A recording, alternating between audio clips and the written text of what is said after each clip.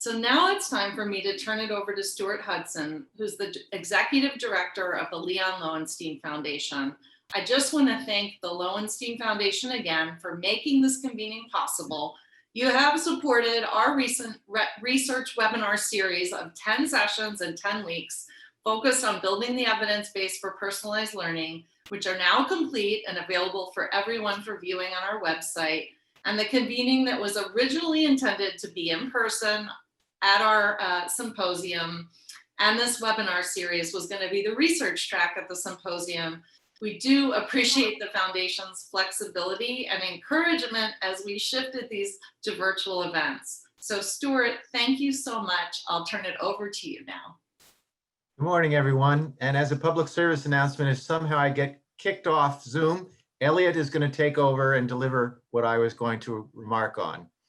But hopefully that won't happen. And let me start by saying thank you and congratulations to all of the folks at Aurora, Susan and her team, because it has been a difficult year to move a symposium from in-person with so many people to now being not just today's meeting, but a series of webinars is an incredible accomplishment.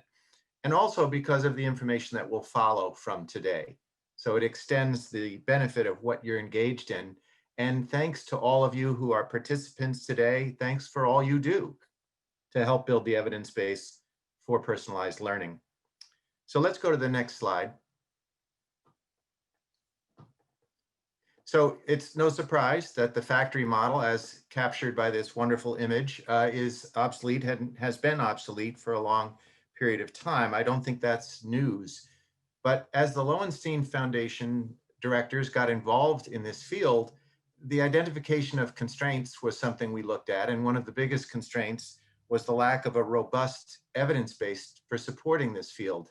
I think robust is a good word to parse because it's not like there's no evidence for personalized learning or its constituent parts, but it exists in nooks and crannies in this interesting ecosystem of educational research. It's not widely accessible. It is not widely communicated. That's not a cut on anyone. It's just the nature of things. And in that regard, when we say robust evidence base, what we mean is something that is accessible, something that is quality, and something that can advance the field. And that is what we have embarked on. And so let's go to the next slide.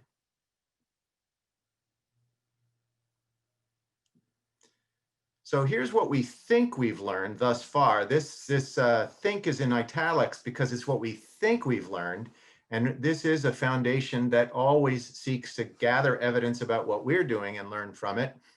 One of the most immediate things is recognizing that evidence needs to be diverse. As important as randomized controlled trials are and quasi-experimental design, and it is important to have that type of evidence, there's other kinds of evidence that you need, different in source, different in style, some of it's visual, some of it's testimonial. Quickly, I want to add, this does not mean that research can be mediocre. That's not what we're talking about, but it does need to be relevant to this quest to bring stakeholders forward in support of this field. Evidence of what works is important, but also how. How does something work? And also models matter. And what I mean by that is examples of what works is as important as the words we use. That's how people learn, and that's how people will become more enthusiastic. Outcomes matter greatly. This is one of the hardest things I think we've seen, that the evidence of what works across domains needs to be more vibrant and available. It takes work to do that, but we're talking about content knowledge, we're talking about cognitive learning, social emotional learning, and I think something that some would call determinants of success, student engagement, which of course is being rapidly redefined in this pandemic, but those are also outcomes that matter. Getting the word out and the power of collaboration, because as I said, when you have a lot of this stuff that is in nooks and crannies, it is only when we come together as a field in a collaborative way that we can change the narrative of what school and education and innovation are all about. And lastly, research to address equity issues has to be part of this. One of the saddest things for me was when I was looking for a photograph to feature the factory model, the photographs I had with the kids sitting in those chairs were all white kids.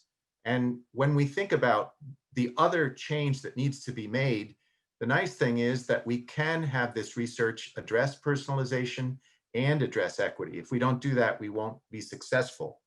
So why don't we go to the next slide? This is the Meteor crater in Arizona. It is, to me, the analogy for what happened to public education this year. There is no more dramatic change in public education than can be seen in this past year. And what it means is that innovation, if you think about it, a year ago might have been elective. It is now mandatory, it's urgent, and it needs to be sustained and perfected as we go along.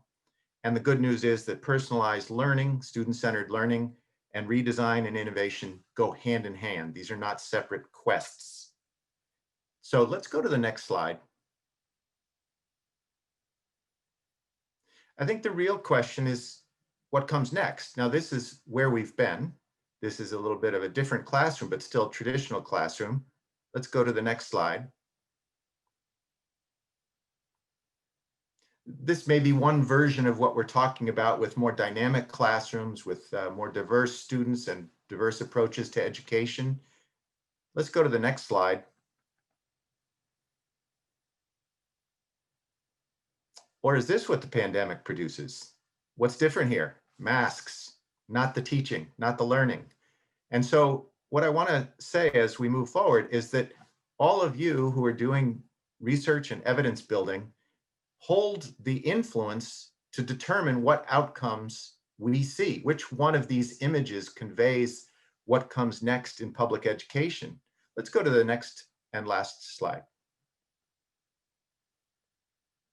So of course, today in a meeting, even a virtual meeting, you're building community. There is this circle. You guys are experts in what you do. Unfortunately, you're not in person. There's no hallway conversations, and you have to get your own cookies for this afternoon. But hopefully, when you hear something today, you will continue to be in touch with each other in order to build your community. The next thing is a little bit opinionated, perhaps, but hopefully this is also a launching pad for you to make a commitment to engage, to not, what I would say, distance with data.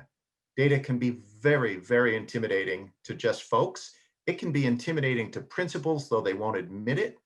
And so how you convey, discuss the data and evidence that you gather is critically important. And that's, again, why collaboration is a must. The foundation directors just approved a project. It's another phase of canopyschools.org to try to collect models from elsewhere. It is only going to succeed if the efforts are collaborative. And again, this is one of the many strengths of Aurora, is how it fosters collaboration and connectivity within this field. But ultimately, I spend a lot of time thinking about communication, so do the directors. And we think about a new narrative. This can be the power of change because it can add the idea that where evidence, the work you do, plays a stronger and more recognized role in the outcomes that we need to have, addressing equity, sharing success, identifying how you create success, and in promoting the innovation and the student-centered learning we so desperately need. The last thing I would say is something we never forget. This is all about the kids. We should never forget that all of this is a means to an end to educate children, particularly those in underserved communities. And that is what makes the work so meaningful and so rich and so wealthy. And I'll end where I started, which is, again, on behalf of the directors and the staff of the foundation, thank you for what you do and for what you're going to be doing after today. Thank you, Elliot. Thank you, Susan. Thank you. Thank you, Stuart.